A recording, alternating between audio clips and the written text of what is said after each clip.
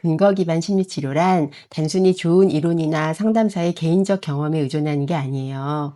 잘 설계된 과학적 연구를 기반으로 그 효과와 안정성이 객관적으로 입증된 치료 기법을 근거 기반 심리 치료라고 하는데요. 양극성 장애에서는 대인관계 및 사회적 리듬 치료, 인지행동 치료, 가족 중심 치료 등이 대표적입니다. 오늘은 이 중에서 대인관계 및 사회적 리듬 치료를 안내 드릴게요. 대인관계 및 사회적 리듬 치료는 미국의 정신과 의사인 앨런 프랭크 박사가 사회적 자이트게버 가설을 배경으로 양극성 장애를 겪는 분들의 생체 리듬 안정화와 기능 회복을 돕기 위해 개발한 치료 모델인데, 양극성 장애가 단순히 정서적인 문제가 아니라 리듬의 문제, 즉 생체 리듬의 불균형에서 비롯된다는 점에 주목한 치료예요. 우리 뇌와 몸은 사회적 시간 신호, 예를 들어서 기상시간, 식사시간, 직장이나 학교 일정, 사람들과의 만남 등 이런 사회적 시간 신호를 통해서 생체 시계를 조율하는데, 이 신호들이 안정적으로 유지될 때 뇌의 리듬도 안정되고 기분과 에너지 역시 균형을 유지할 수 있다는 거죠. 그런데 양극성 장애를 겪는 분들은 이 리듬이 아주 쉽게 깨집니다. 밤새 깨어 있거나 갑자기 과도하게 일을 하거나 또는 인간관계의 갈등이나 상실, 또 스트레스 사건들이 생기면 생활 패턴이 아주 쉽게 무너지고, 또 그러면서 기분과 에너지의 파도가 크게 요동치게 되죠. 그래서 IPSRT의 첫 번째 큰 축은 이런 문제를 예방하기 위해서 매일의 수면, 식사, 활동 시간, 사회적 접촉을 꾸준히 기록하고 관리합니다. 이때 사회적 리듬 일지를 사용하는데, 이건 실제로 제가 상담에서 사용하고 있는 일지거든요. 이 일지의 형식은 내담자들마다 각자의 상황에 맞춰서 조금씩 변형해 가면서 사용하는데, 기본적으로 기상시간과 첫 대인 접촉, 활동을 시작한 시간과 활동 내용, 저녁 식사와 취침 시간, 또 그날의 기분 점수를 숫자로 기록하고, 또 약물 복용에 대한 기록과 함께 오늘의 단어, 이건 긴 일기 쓰기 형식이 아니라 그날의 중요 단어를 키워드로 한 3개 정도 매일매일 기록해서 내담자가 자신의 하루 리듬을 스스로 점검하고 균형을 회복하는 힘을 기르게 하는 거예요.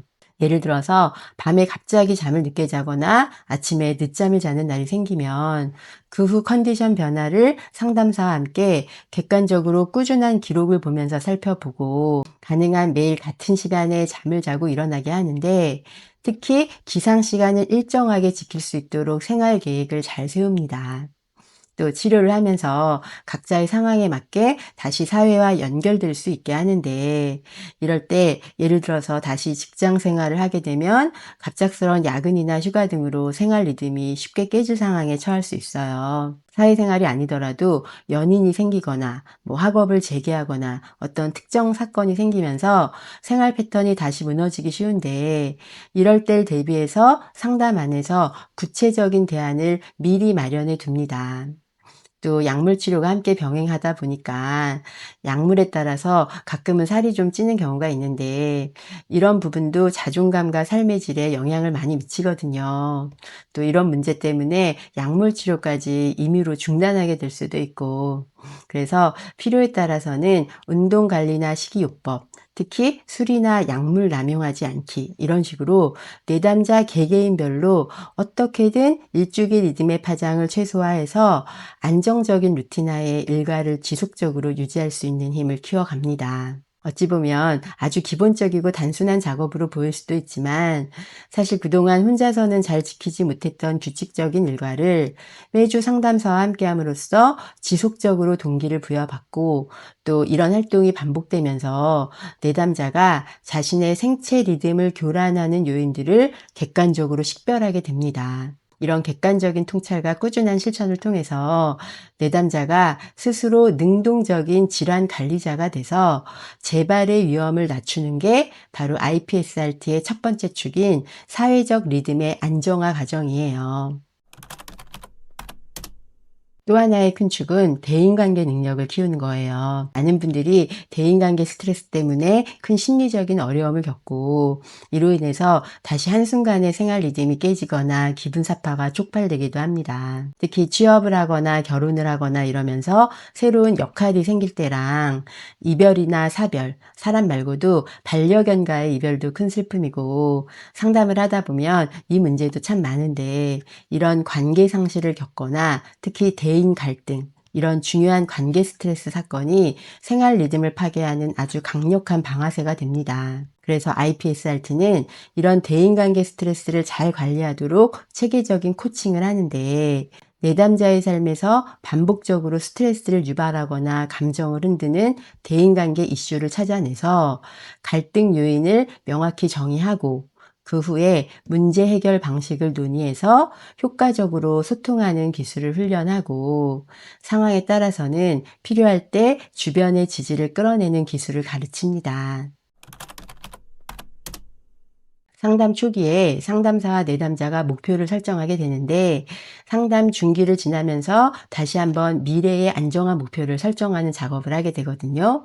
이 과정은 내담자의 현재 상황과 현실적인 여건을 잘 고려해서 상담사와 내담자가 함께 장기적으로 지속 가능한 삶의 기준을 설계하는 단계예요. 단순한 희망사항을 나열하는 게 아니라 기분 안정에 결정적인 영향을 미치는 앵커 시간, 기상, 식사, 취침처럼 하루의 리듬을 고정시켜주는 핵심 시간을 구체적으로 설정하고 내담자 개인이 느끼는 안정의 기준을 명확히 정의하는데 이렇게 정리된 항목들은 내담자가 앞으로 꾸준히 지켜야 할 미래의 안정한 목표가 됩니다. 이 작업은 상담이 종결된 이후에도 내담자가 스스로 자신의 리듬을 잘 관리할 수 있도록 명확한 기준점을 세워주는 과정이 되면서 장기적으로는 안정적이고 예측 가능한 일상을 지속하게 해주는 강력한 로드맵이 됩니다. IPSRT는 단순히 생활을 규칙적으로 하는 법만을 가리키는 게 아니라 감정과 인간관계, 생체 리듬을 하나의 시스템으로 통합적으로 다루는 치료예요. 이 과정을 통해서 내담자는 무엇이 내 리듬을 깨트리는지, 또 어떤 변화가 내 기분과 에너지에 영향을 주는지, 어떤 관계, 또 어떤 상황에서 내가 스트레스에 취약해지는지 등을 스스로 이해하게 되고 또 사실 그대로 인정하게 되고 그 결과 약물만으로는 다루기 힘든 생활 패턴과 환경적 스트레스 요인을 자신에게 맞는 현실적인 범위 안에서 스스로 또 지속적으로 직접 관리할 수 있는 능력을 키우게 됩니다. 양극성장애 통합치료 모델은 지금까지 말씀드린 IPSRT 딱 이거 하나만 단독으로 진행되는 건 아니에요. 특히 개인 상담의 경우에는 시간적으로 훨씬 더 큰 비중을 차지하는 건 대부분 인지행동 치료와 코칭이고요. 필요할 때마다 가족 상담도 함께 진행됩니다. 양극성장애의 복합적인 증상 특성상 리듬 안정화와 함께 사고와 행동을 교정하고 가족 내의 갈등, 특히 가족 간의 높은 정서 표현을 낮출 때 치료에 있어서 훨씬 시너지 효과가 크기 때문이에요. 또 내담자마다 개인의 고유한 취약점과 패턴이 다 다르기 때문에 각각의 증상에 따라 개별적인 접근이 꼭 필요합니다. 예를 들어서 감정 조절이 취약한 내담자에게는 DBT, 변증법적 행동치료에서 사용하는 감정 조절 전략을 적용하고 무기력이 극심한 내담자에게는 행동 활성화 치료를 적용해서 삶의 활력이 뚝 떨어진 내담자가 작은 행동부터 다시 시작하도록 구조화된 과제를 통해서 긍정적인 경험을 회복하게 돕습니다. 또 지나치게 웅대한 사고를 펼쳤다가 반복적으로 좌절하면서 괴로워할 때는 액트, 수용 전념 치료를 통해서 고통스러운 생각이나 감정, 또 주어진 현실을 판단 없이 수용하고 자신의 핵심 가치를 명확히 해서 그 가치에 부합하는 행동에 전념하도록 돕습니다. 이렇게 양극성 장애 치료는 단순히 진단 기준이라는 큰 틀에서 접근하는 것도 중요하지만 무엇보다 내담자 각 개인의 고유한 특성에 집중해서 개별화된 치료가 이루어져야 합니다. 일반적으로 오늘 소개해드린 대인 관계 및 사회적 리듬 치료와 인지행동 치료를 함께 병행할 때 가장 효과적으로 증상의 재발 위험을 낮추고 장기적인 기능 회복을 촉진할 수 있습니다.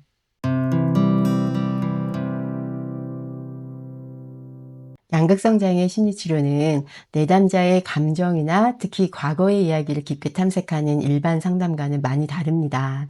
이 질환의 특성상 상당히 구조적이고 특별한 접근이 요구되기 때문에 우리가 흔히 생각하는 통찰 중심의 전통적인 심리치료 방식은 오히려 상당히 주의할 필요가 있어요. 안녕하세요. 이해스더입니다. 지난번 영상에서 말씀드린 것처럼 양극성 장애 심리치료는 우리가 흔히 생각하는 전통적인 심리치료와는 상당히 다른 구조적이고 특별한 접근이 요구됩니다. 심리치료가 어떤 명확한 원칙하에 어떻게 진행되느냐에 따라서 치료의 장기적인 예후가 크게 달라질 수 있기 때문에 이번 영상에서는 양극성 장애 심리치료가 왜 달라야 하는지, 또 어떻게 진행돼야 하는지, 특히 어떤 접근 방식은 좀 주의하고 오히려 더 조심해야 하는지 등에 대해서 말씀드릴게요.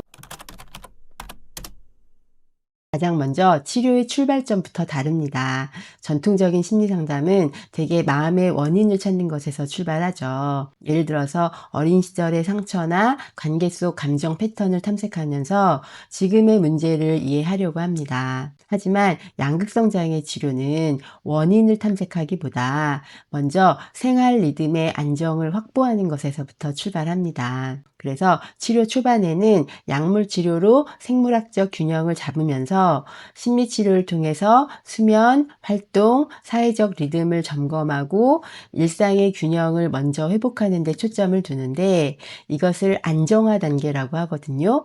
바로 이 안정화 단계에서 심리 치료가 시작됩니다.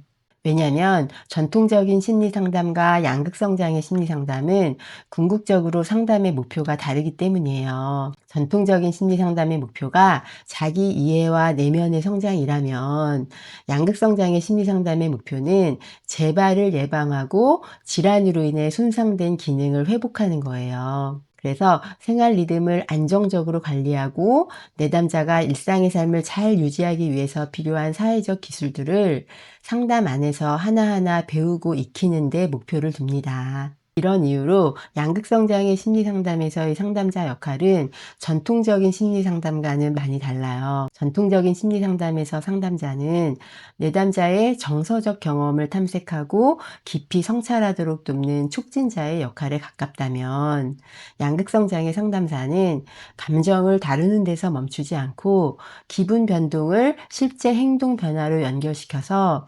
내담자가 일상의 리듬과 자기 조절 능력을 회복하도록 지도하는 코치의 역할이 포함됩니다. 그래서 상담의 구조와 속도의 차이가 많이 다른데요. 일반 상담은 내담자의 감정 흐름에 따라 대화가 유연하게 진행됩니다. 하지만 양극성 장애 내담자분들은 기분 변화의 속도가 상당히 빠르거든요. 그래서 상담사가 무턱대고 내담자의 감정 흐름에만 기준을 두고 상담을 진행하면 상담자가 내담자의 급격한 감정 변화를 따라잡지 못하고 자칫하면 매주 내담자가 던지는 새로운 주제를 급급하게 쫓아가기만 하는 형태로 상담이 흘러가 버릴 수 있어요. 문제는 그렇게 되면 정작 핵심 목표인 리듬 안정화와 재발 예방이라는 본질적인 목표를 놓치게 되는 위험이 생길 수 있기 때문에 양극성 장애 심리 상담에서는 상담사가 반드시 구조화된 상담 기법을 숙지하고 제시된 치료 틀과 목표를 중심으로 세션을 체계적으로 이끌어 갑니다. 그래서 양극성 장애 상담은 자유로운 대화라기보단 정밀한 조율의 과정이에요.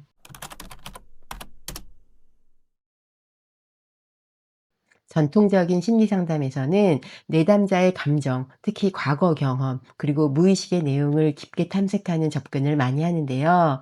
양극성 장애 심리 상담에서는 이런 과거의 내면적 갈등을 지나치게 자극하거나 세밀하게 파헤치는 과정이 오히려 내담자의 감정적 불안을 자극하거나 기분의 불안정성을 심화시킬 위험이 있기 때문에 특별히 조심해야 할 부분이란 거예요. 특히 조증사파 때는 감정이 고조될 때 막 통찰이 생긴 것처럼 느껴지는 착각이 생기기도 합니다. 이때 상담사가 무의식 탐색이나 감정 해석에 몰입하면 내담자는 감정이 과하게 올라간 흥분된 상태에 머물게 되면서 충동, 과활동, 과대사고, 불면 같은 조증적 반응이 심화될 수 있기 때문에 정말 주의가 필요합니다. 반대로 우울사파 중인 내담자에게도 깊은 감정 탐색을 시도하면 과거 기억을 매우 부정적으로 회상하면서 사실과는 다른 왜곡된 기억을 근거로 잘못된 해석을 할 위험이 있어요. 그러면서 원망, 자기 비난, 무가치감이 강화돼서 기분이 극심하게 가라앉거나 삶의 의욕마저 상실할 수 있습니다. 상담을 하다 보면 많은 내담자분들이 어린 시절의 상처로 인해서 마음속에 한이 가득 쌓여 있는 경우를 자주 만나요. 하지만 양극성 장애 상담에서는 이런 과거의 미해결 과제나 트라우마에 대한 접근을 성급하게 탐색하지 않습니다. 자칫하면 내담자에게 감정적 탈진, 충동적 행동, 자해 위험 등이 발생할 수 있기 때문에 내담자들이 과거 얘기를 해도 그것을 현재로 가져와서 그것이 지금 내 삶의 리듬과 어떻게 연결되는지, 또 이 감정을 조절하기 위해서 어떤 일상적 변화가 필요한지 탐색하고 현재 상태에서 감정 조절을 위한 구체적인 기술과 행동 패턴을 강화하는 쪽으로 초점을 이동합니다. 이렇게 양극성 장애 상담에서 감정을 다루는 기본 원칙은 감정을 자극하기보다 감정을 조절하고 안정시키는 거예요. 그래서 IPSRT나 CBT 같은 양극성 장애의 근거 기반 치료는 감정의 의미를 깊게 탐색하기보다 그 감정을 인식하고 조절하면서 안전하게 다루는 기술을 배우는 과정이라고 할 수 있습니다.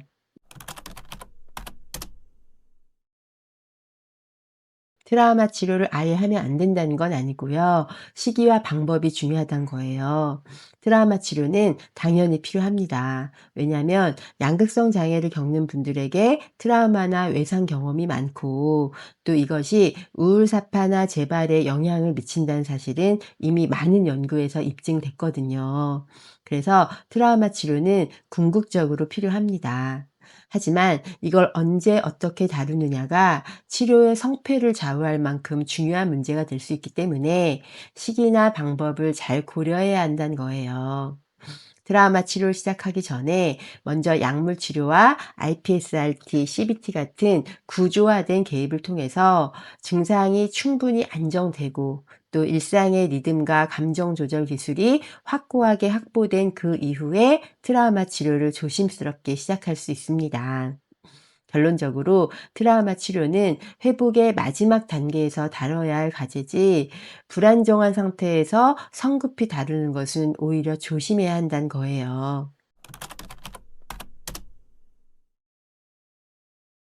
일반적인 심리 상담에서는 무조건적 지지, 공감적 경청, 비판 없는 수용이 상담의 기본 원칙이에요. 저 역시 이런 인간 중심적인 상담을 지향하고 이 원칙이 내담자의 자존감 회복과 자기 수용에 얼마나 큰 힘이 되는지 정말 잘 알고 있습니다. 그런데 양극성 장애 상담에서는 이 원칙을 그대로 적용하긴 어려워요. 왜냐하면 내담자의 불안정한 기분과 증상을 강화하거나 촉발할 위험이 있기 때문이에요. 예를 들어서 조증사파 시기에는 내담자가 에너지가 넘치고 자신감이 과도하게 높아지면서 어떻게든 돈을 끌어모아서 유망한 주식에 모두 투자를 해야 되겠어요. 막 이런 얘기를 하기도 하고 또 어떨 땐 아주 좋은 아이디어가 있는데 한국은 너무 좁고 이걸 해외에 나가서 펼치면 큰 돈을 벌 수 있기 때문에 전 먼저 일단 해외로 나가야겠어요. 막 이런 식으로 종종 현실성 없는 웅대한 계획을 세우기도 합니다. 이때 상담사가 내담자의 말에 무비판적으로 공감하면서 막 좋은 아이디어네요. 도전하는 모습이 멋져요. 라고 반응하면 이건 따뜻한 지지와 응원이 아니라 실제로는 조증적 사고와 충동성을 강화하는 아주 위험한 개입이 될 수 있겠죠. 반대로 우울사파 시기에도 내담자가 "저는 아무 쓸모도 없어요. 다 포기하고 싶어요." 같은 극단적으로 부정적인 사고를 보이는데, 이때도 상담사가 "아 정말 힘드셨겠어요. 충분히 그럴 만해요." 라고만 반응하면 우울사파에서의 내담자는 그 말을 "그래, 나는 정말 무가치한 사람이야." 라는 확신의 증거로 받아들일 수 있는 위험도 있어요. 이렇게 상담사의 지지와 응원이 자칫하면 조증사파에서는 과잉 확신을, 또 우울사파에서는 절망감을 강화시키는 위험한 방식으로 작동할 수 있기 때문에, 조증사파에서 나타나는 웅대한 사고에는 공감과 지지보단 현실 검증과 경계 설정, 또 필요할 때는 단호하게 행동을 제한하고요. 반대로 우울사파에서 나타나는 절망감, 무가치감에 대해서는 섣불리 동조하고 공감하기보다 구체적으로 인지 왜곡이나 행동 활성화, 감정 조절 훈련을 통해서 부정적인 감정에서 벗어날 수 있는 실질적인 변화와 목표를 제시하는 것이 훨씬 안전하고 효과적입니다.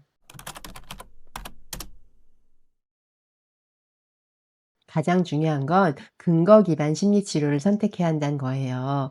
대인관계 및 사회적 리듬 치료, 인지행동 치료, 가족 중심 치료 등이 여기에 해당되고요. 앞서 말씀드린 것처럼 IPSRT나 CBT를 단독으로 진행하기보다 이 두 가지 치료를 함께 기본으로 하고, 필요에 따라서는 다른 심리 치료 기법들을 추가적으로 적용해서 내담자 개개인의 취약점에 맞춘 가장 효과적인 재발 방지 전략을 구축해야 합니다. 양극성 장애에 대한 가장 흔한 오해 중 하나가 바로 약물 치료 만능론이에요. 양극성 장애는 생물학적 요인의 비중이 크기 때문에 가장 필수적이고 일차적인 건 약물 치료가 맞긴 합니다. 하지만 약물 치료가 전부라는 생각은 큰 오해거든요. 예전 영상에서 말씀드린 것처럼 한참 중요한 시기에 질환으로 인해서 학업과 사회생활이 중단되고, 또 가정생활이나 인간관계가 무너지면서 일상생활에서 전반적으로 손상된 기능과 역량은 약을 먹는다고 해서 저절로 회복되지는 않기 때문이에요. 다양한 대규모 연구에서도 약물 치료 단독보다 약물 치료와 근거 기반 심리 치료를 병행할 때 재발률이 낮아지고 증상이 없는 기간이 길어지면서 특히 사회적 기능이 향상된다는 점이 반복적으로 입증됐습니다. 무엇보다 양극성 장애는 진단명은 같을지라도 그 모습은 정말 사람마다 제각각이에요. 증상의 양상도, 심각도의 수준도, 또 사회적 기능과 회복 속도도 모두 다르거든요. 어떤 분께는 수면 문제가 가장 취약하고, 어떤 분께는 충동적인 소비 습관이 가장 문제일 수 있고, 또 어떤 분은 사회적 기능이 문제가 되고, 또 어떤 분은 직업과 인간관계를 유지하지만 늘 내면에 긴장과 불안을 안고 살아갑니다. 그래서 양극성 장애 상담은 나에게 맞는 개인별 회복 전략을 찾아가는 코칭의 과정이어야 해요.